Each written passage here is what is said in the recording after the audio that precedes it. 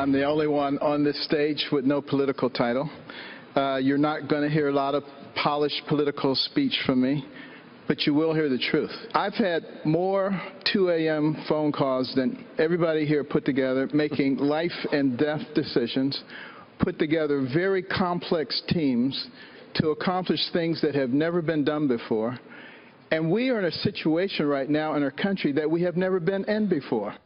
Wow, he is right. And on that debate stage, Dr. Ben Carson said he's had more late-night calls you just heard, making life-and-death decisions than anybody else, and no one could argue with that, which he says makes him most qualified to be president. Is that true?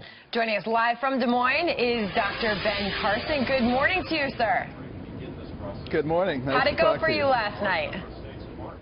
I think it went well. You know, I probably had the least time to speak, but perhaps had the most to say. And it's important really to be able to get the messages out, and I think the forum last night was more conducive than that than some of the others had been. Dr. Carson, one would think with the absence of Donald Trump, unexpectedly, you know, up until a few days ago, he was supposed to be on that stage, that it would have been a bigger opportunity for each of you. Did you not feel it was? It was a bigger opportunity because when he's there, he tends to be the focus, gets the plurality of questions. And, you know, I do think they, at some point, need to readjust some of the formats and actually have a clock and time the amount of time that people talk. Because just because someone mentions your name, you get, you know, twice as much time or 3 times as much time. That really doesn't make a lot of sense because we have such important issues that really need to be dealt with.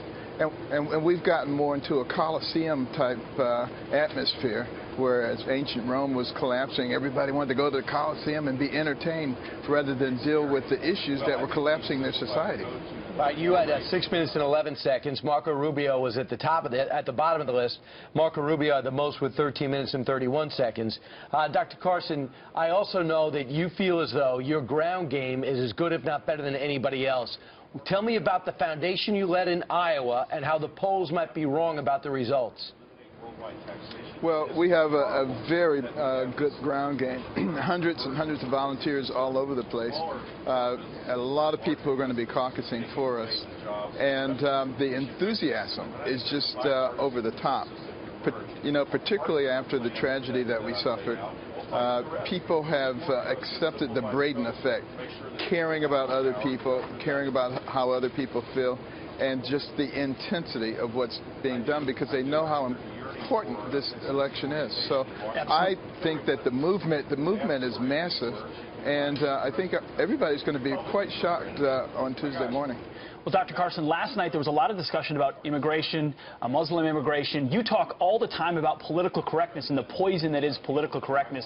You talked about some of the answer to that being a Teddy Roosevelt policy. You talked about that last night. What does that mean? What is a Teddy Roosevelt policy to immigration? Well, Teddy Roosevelt was very open to immigration, but, you know, in the early 1900s, you know, he said, we are a nation of immigrants. We cannot survive without immigrants. And everybody is welcome from any nation, any religion, any race. But they must want to be Americans. They must want to be inculcated into our culture, not bring some other thing with them. And that's the problem with political correctness. The PC police say every culture and every ideology is okay, and we can bring all of those things in here. That's not true if we want to continue the American way. All right, Dr. Ben Carson, nice job last night. I know that's behind you. Look forward to Monday, and I know you'll be working hard throughout the day. Dr. Carson, thanks so much. Thank you. You know, it's true. Teddy Roosevelt talked about Americanism, about that being the cohering effect in America. All right.